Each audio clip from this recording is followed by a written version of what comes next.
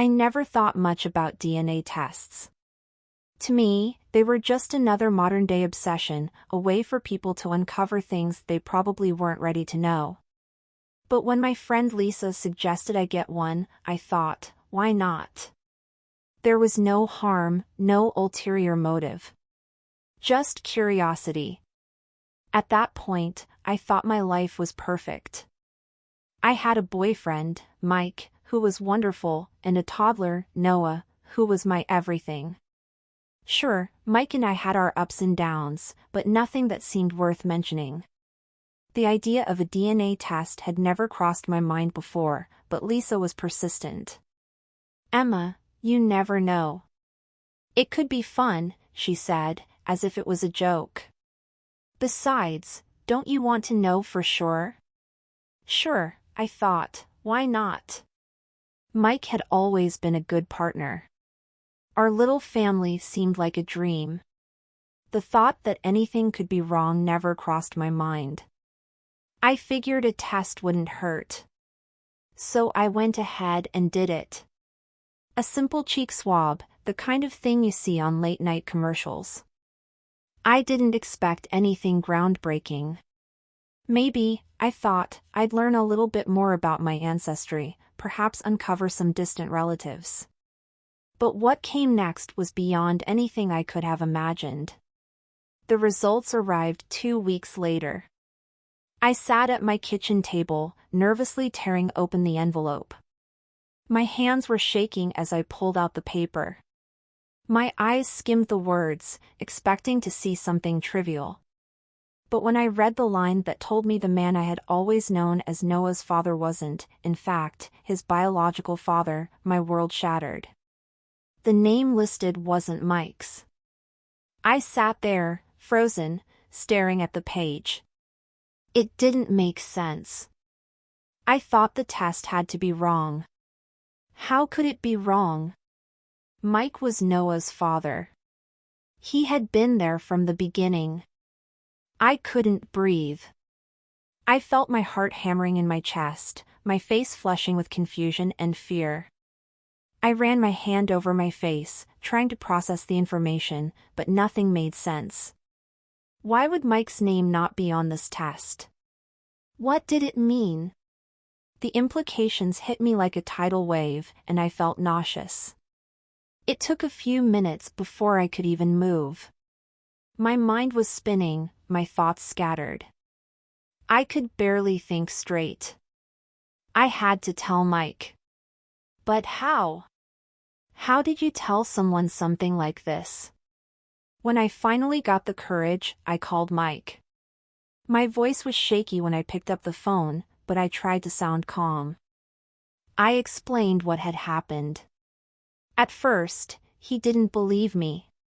He laughed it off, thinking I was joking. But when I showed him the results, his face drained of color. He was silent for a long time, just staring at the paper in my hand. The tension in the room was suffocating. I could see the anger slowly bubbling up inside him. "You've got to be kidding me," he muttered, finally breaking the silence. "I'm not kidding, Mike. I don't know what this means. I don't know why it says this. But it's the truth. The test, it says Noah's not your son." His eyes burned with disbelief, his hands trembling as he threw the paper onto the counter. "Why would you even get that test done?" he snapped, his voice rising. "What the hell is wrong with you, Emma?" I tried to explain, but the words got stuck in my throat. I wasn't prepared for this. I hadn't thought about the consequences of something so simple. I never imagined it would break everything apart.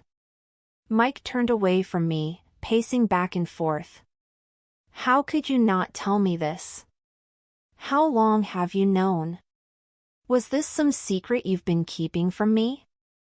I shook my head, trying to get him to see that I hadn't known either. "I didn't know. I thought Noah was yours, Mike. I didn't. I didn't do anything wrong." But he wasn't listening. He was too angry. Too hurt. I could see the trust we had built over the years crumbling before my eyes. "I can't believe you," he said, his voice low and cold. "I don't know who you are anymore, Emma." That was the last thing he said before he walked out of the house. Just like that. One conversation, one test, and the man I thought I was going to spend the rest of my life with was gone. I was left standing there, alone, in the silence of my own home. My heart was breaking for the life that was slipping through my fingers. I didn't know where to go from here. Mike was gone, and now everything felt like a lie. I felt like I was drowning, and there was no one to save me. The world I had built with Mike and Noah had come crashing down in the blink of an eye, and I had no idea how to pick up the pieces. I didn't know where to turn. Mike was gone, and the world I thought I knew had crumbled. I sat there in the house that no longer felt like home, staring at the empty space where he once stood. My heart ached, not just for the loss of him, but for everything I'd just lost. I couldn't believe how quickly everything had turned upside down. One simple test, one mistake, and now I was left to pick up the pieces. I needed to talk to someone. I thought about calling my mom, but I quickly pushed the idea away. Mom was always quick to judge, especially when it came to anything she thought reflected badly on our family. She had always had her opinions on everything, and I wasn't sure I could handle another lecture right now. Maybe it was better to talk to my dad. He always seemed like the voice of reason, the one who would know what to do. But deep down, I feared how he would react. I wasn't sure if I could bear his disappointment. After a couple of hours of pacing around the house, I finally called my dad. My hands were shaking as I dialed his number, my breath shallow with nervousness. He picked up after the third ring. "Emma? What's going on?" His voice was stern, but it always had a hint of concern. I hesitated, unsure of how to even begin. I didn't want to say it out loud, didn't want to hear the words that had been echoing in my mind ever since the test results. But I had no choice. "Dad, I need to talk to you about something." There was a pause on the other end, and I could feel the weight of the silence. "What is it, sweetheart?" I took a deep breath. "It's about the DNA test. I found out that Noah isn't Mike's son. The test says he's not the father." I braced myself for his response, but what came next hit me harder than I expected. "What the hell did you do, Emma?" His voice was sharp, full of disbelief. "What kind of test are you talking about?" "It's a paternity test, Dad," I explained, my voice faltering. "I just wanted to know, and now everything's falling apart." "You've got to be kidding me," he said, his tone cold and harsh. "You did this to yourself. You wanted to know so badly that you went and did something that's ruined your whole life." I felt the tears start to sting at the corners of my eyes. "I didn't want this, Dad. I thought Mike was Noah's father." Clearly, you didn't think this through," he interrupted, his words cutting through me like a knife. "Do you realize what this is going to do to our family? To your reputation? What did you think was going to happen when you put this out there?"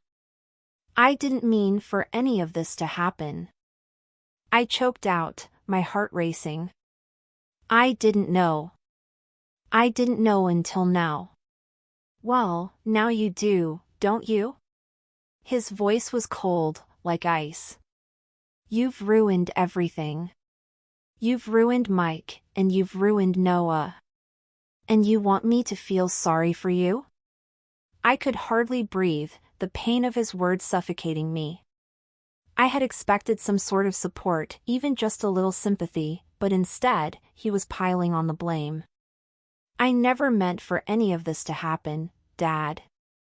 I just thought I was doing the right thing by finding out the truth. The truth? He scoffed. You don't get to play the victim here, Emma. You've made your bed, now you lie in it. What's done is done, and there's no fixing it now. The finality in his voice was like a slap to my face. My dad, the man who had always been my protector, the one who had always told me everything would be okay, was now telling me I was on my own. It felt like I was drowning. I don't know what to do, I whispered, my voice barely audible. You want my advice? He said, his words hard and unyielding. Get your act together. Mike's gone, and I'm not going to pick up the pieces for you. You'll figure it out on your own, Emma. I don't have time for this. With that, the line went dead. My phone slipped from my hand and onto the floor, and I sank to my knees, the weight of everything crashing down on me. I was alone. Completely alone. Mike was gone, and now my father had abandoned me, too. I felt like I was losing everyone, one person at a time. The tears came then, hard and uncontrollable. I cried for the family I had lost, for the future I had once believed was mine, for the man I thought I would spend my life with. I cried for Noah, who had no idea what was happening, who would never understand why his world had turned upside down. And then, in the midst of my tears, I heard a knock at the door. I wasn't expecting anyone, and I wasn't sure I was ready to face anyone either. But the knock came again, louder this time. I wiped my eyes and stood up, forcing myself to compose myself before opening the door. It was my mother. I stood frozen for a moment, unsure of what to say, but before I could speak, she walked in without waiting for an invitation. She looked at me with cold, narrowed eyes. Your father called me, she said, her voice stern. Do you have any idea what you've done? I felt a wave of panic rise in my chest. Mom, please, I didn't know, Emma. You didn't think. You never think before you act, she snapped, cutting me off. You've brought shame to this family. I don't know how you could be so reckless. I didn't mean for this to happen, I pleaded, my voice shaky.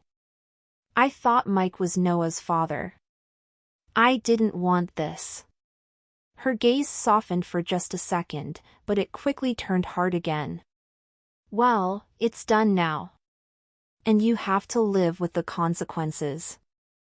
I swallowed hard, the weight of her words settling on me like a heavy blanket. This was it. I was alone. Completely, utterly alone. No one was going to save me. And the worst part? I didn't know how to save myself. Mom, I don't know what to do anymore, I whispered. She didn't answer. She just looked at me, like I was a stranger. And that's when I realized I had no one left. I spent the next few days in a haze, not knowing what to do, where to go, or how to fix the mess I'd made. Each morning, I woke up feeling like I was suffocating under the weight of my mistakes. The apartment that had once felt like a home now felt like a prison, a constant reminder of everything I'd lost. I tried to keep busy, hoping that the distraction would help, but it didn't. Nothing helped. Not the long walks I took, not the books I tried to read, not the TV shows I watched aimlessly. Nothing could erase the emptiness that had settled inside me. I barely ate, barely slept. I didn't have the energy to go out, to meet with anyone, to pretend that everything was okay. I couldn't bear to face the world, especially after the way my father and mother had treated me. I had expected more, at least a little compassion, but instead, I was met with blame and judgment. Every conversation I had with them only made it worse. They didn't understand. They couldn't. I hadn't even had the chance to tell Mike about the test results before everything had fallen apart. I had wanted to explain, but I couldn't find the right words. And now it was too late. I had no one left. And then there was Noah. My sweet, innocent Noah. He had no idea what was going on, no idea that his life had been turned upside down. He didn't know why Mike wasn't around anymore, why I was acting so differently, why there were no more family dinners, no more laughing. All he knew was that his world had shifted, and he was clinging to me, relying on me to make everything better. But how could I fix it when I didn't even know how to fix myself? One evening, when the silence in the apartment had become almost unbearable, I found myself staring at my phone. I had received a message from Mike earlier that day, something short and cold. It didn't give me any answers, just a simple "we need to talk." And yet, I hadn't replied. I wasn't sure if I was ready to face him. I wasn't sure if I was ready to face the man who, up until a few days ago, had been the love of my life. But now, he was just another stranger. The man I thought I knew was gone, replaced by someone I didn't recognize. The truth had shattered everything. I sat there for a moment, trying to decide if I should reach out to him. But I quickly realized that I couldn't. Not yet. I wasn't strong enough. I wasn't sure I ever would be again. As I put the phone down, I heard a soft knock at the door. For a second, I thought I might be imagining it, but then it came again, louder this time. My heart skipped a beat, and I stood up, my legs shaky as I walked to the door. I opened it slowly, unsure of who I would find on the other side. It was Sarah. Sarah was one of the few people I could still count on. We had been friends for years, through thick and thin. She knew me better than anyone else, and I could tell by the look in her eyes that she wasn't here just for a casual chat. "Hey," she said softly, stepping inside when I didn't respond right away. "Can we talk?" I nodded, stepping back to let her in. I didn't have the energy to say anything, so I just let her lead the way. We sat down on the couch in silence for a few moments before Sarah finally spoke. "I heard about what happened," she said quietly, her voice filled with sympathy. "I'm sorry, Emma. I can't even imagine how hard this must be for you." I swallowed hard, trying to push down the lump in my throat. "I don't know what to do, Sarah. I don't know how to fix this." Sarah's gaze softened, and she reached out, placing a hand on mine. "You can't fix everything, Emma. But you don't have to do it alone." I let out a shaky breath, finally allowing myself to feel the relief that came with having someone who understood. "I feel so lost. I never thought this would happen. I thought I had everything figured out." "You can't control everything," Sarah said gently. "But you can control what happens next. You're not alone. You have people who care about you. You have me." Her words were like a lifeline, and for the first time in days, I felt like I might be able to breathe again. But even as I clung to her words, the fear and shame still lingered, gnawing at me from the inside.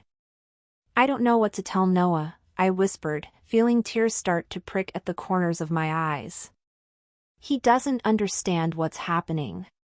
He doesn't know why Mike isn't around anymore." Sarah nodded, her expression sympathetic but firm. "You'll have to tell him the truth, Emma. He might not understand it now, but he will eventually. And he'll need you to be strong for him." I nodded, though the idea of explaining everything to Noah terrified me. How could I tell him that the man he'd known as his father wasn't really his father at all? How could I break his heart like that? "You'll get through this," Sarah said, as if reading my mind. "It's going to take time, but you'll get through it." I wanted to believe her. I wanted to believe that everything would be okay in the end. But right now, everything felt like it was falling apart, and I wasn't sure how much more I could take. "Thanks, Sarah," I said, my voice barely above a whisper. I don't know what I'd do without you. You don't have to do anything alone, she replied, giving my hand a reassuring squeeze. I'm here, Emma. Always. For the first time in a long while, I allowed myself to feel a glimmer of hope. It wasn't much, but it was something. And right now, that was enough. The days blurred together after Sarah left, and the apartment felt quieter than ever. I spent most of my time in a daze, going through the motions of being a mother, but my heart was heavy, and my mind was always somewhere else. The news about the DNA test haunted me like a shadow, constantly reminding me of everything I had lost. The trust, the stability, the future I had once believed in, it was all gone. One afternoon, as I sat at the kitchen table, scrolling aimlessly on my phone, Noah came up to me, his small hands tugging at my sleeve. Mom, are we going to see Dad today? His question hit me like a punch to the gut. For a moment, I couldn't speak. His innocence, his hope, it was everything I didn't have anymore. I looked at him, my heart breaking. Noah, I said softly, we need to talk. His bright blue eyes looked up at me, confused. What do you mean, Mom? I swallowed hard. Your dad, he's not coming back. Not right now. We're not going to see him. Noah's face fell, his little lip trembling. Why? I took a deep breath, trying to hold myself together. There's a lot of things going on, sweetheart. It's complicated. He blinked, trying to understand, but the hurt was already there, in the way his small hands clenched at his sides. I want to see him, Mom. I know you do, I whispered, feeling the tears welling in my eyes. I want that too. But I couldn't explain to him what had really happened, not yet. Not until I had a better grip on my own emotions. I had to find a way to make him understand, to help him accept the reality of the situation, but for now, all I could do was hold him and promise that everything would be okay. Later that day, I sat on the couch, trying to distract myself by reading a book, when my phone buzzed. I glanced at the screen and saw a message from Mike. My stomach lurched, and I felt my pulse quicken. I had been avoiding him, but now, there was no getting around it. I had to face him. I took a deep breath before opening the message. It was short, just like all the others, I'm coming over. We need to talk. The words hit me like a wave, drowning me in a mix of fear and anticipation. I had no idea what he wanted, but I couldn't ignore it anymore. I had to hear him out. I had to know where we stood, even if I wasn't ready for it. I didn't respond, just put my phone down and stood up. My hands were shaking as I went to the door, my mind racing. Part of me wanted to run, to hide from everything, but the other part knew I couldn't keep avoiding this forever. When the knock finally came, I opened the door without a word. Mike stood there, looking like he hadn't slept in days. His eyes were dark, his face etched with exhaustion and something else I couldn't quite read. He looked at me for a long moment, his expression unreadable, before he stepped inside. I didn't want it to be like this, he said quietly, his voice hoarse. I never meant for any of this to happen. I nodded, too afraid to speak, too afraid of what he might say next. The air between us was thick with tension, with all the unsaid things we had been avoiding. I didn't want to hurt you, Emma, he continued, his voice breaking slightly. I swear I didn't. But after the test, everything it didn't make sense anymore. I swallowed hard, trying to keep my composure. Mike, we need to talk about Noah. He doesn't understand what's going on. He keeps asking for you, and I don't know what to tell him. His eyes softened, and he sighed, running a hand through his hair. I know. I've been trying to figure out what to do, how to fix this, but I don't know if I can. I don't know if I can fix what's broken. There was a long silence between us. It felt like the world had stopped spinning, like everything had come to a halt. I wasn't sure if I was waiting for him to say something more, or if I was just trying to hold on to the last remnants of the life we had shared. I made a mistake, he said finally, his voice small. I should have talked to you before, but I was too scared. I didn't want to lose you, and I didn't want to lose everything. I looked at him, my heart aching. You already have. The words came out before I could stop them, and I instantly regretted them. But it was the truth, and I couldn't pretend anymore. We had lost everything. The love we had built, the trust we had shared, it was all gone. And no matter how many times we tried to fix it, it wouldn't be the same. I don't know if I can fix this, Emma, Mike said, his voice thick with emotion. But I want to try. I want to be there for you and for Noah, if you'll let me. I didn't know what to say. Part of me wanted to yell at him, to tell him how much he had hurt me, how much he had destroyed everything. But the other part of me wanted to believe him, wanted to believe that we could somehow find our way back to each other. I don't know if I can forgive you, I whispered, my voice barely audible. But Noah needs you. He deserves to know the truth, no matter how hard it is. Mike nodded slowly, tears welling up in his eyes. I'll do whatever it takes, Emma. I swear. The silence between us stretched on, heavy with the weight of everything unsaid. I didn't know what would happen next, didn't know if Mike and I could ever truly repair what had been broken. But for the first time in a long time, I felt a flicker of hope. Maybe we could start over, even if it meant facing the hardest truths of all. Let's start with Noah, I said quietly, looking at him. He needs to hear it from us. Mike nodded, and I could see the sincerity in his eyes. We'll tell him together. And in that moment, for the first time since the DNA test had turned my world upside down, I felt like maybe, just maybe, things could be okay again.